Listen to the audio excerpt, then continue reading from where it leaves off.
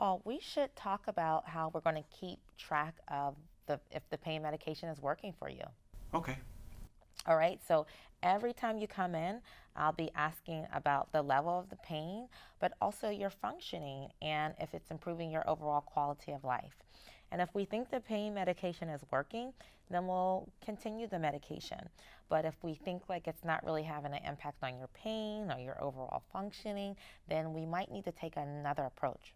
Okay, right. Like you said, it's a trade-off between the risks and the benefits of the medicine. Exactly, Paul. And so another thing that I'll be checking is those side effects, those common side effects that we talked about, like the nausea and the constipation and the drowsiness, because if you're experiencing more side effects, then again, we might need to take a totally different approach. Okay, that makes sense to me. Yeah. So, like we've already discussed, this pain medication has a risk of addiction. All right, so it's really important that you're open and honest with me about how effective the pain medication is and if you actually think it's being helpful. All right, one of the things that's kind of an early warning sign with addiction is to make sure that you're taking the pain medication as prescribed. And some signs that we look for is maybe the medication is running out earlier than it's supposed to. Maybe you're taking higher doses of the medication than you're supposed to, or that you're just not taking the medication as prescribed. So these are things that you have to be really open and honest with me about. Okay, that makes sense. Sure. Okay.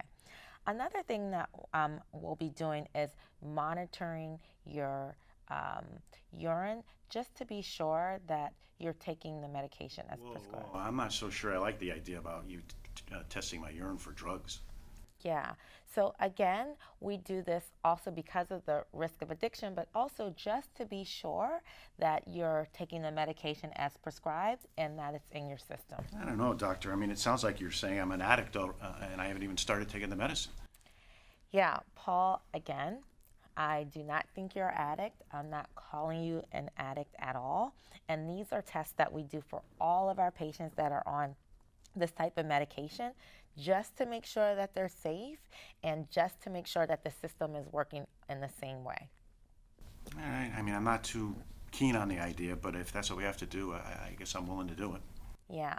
No, again, Paul, I can totally understand why you wouldn't be happy about this, but I just want you to know it has nothing to do with you personally. It's what we do for everyone that's on this medication to make sure that you're staying safe and that the system is working in the best way. Okay. I guess I'll go for it.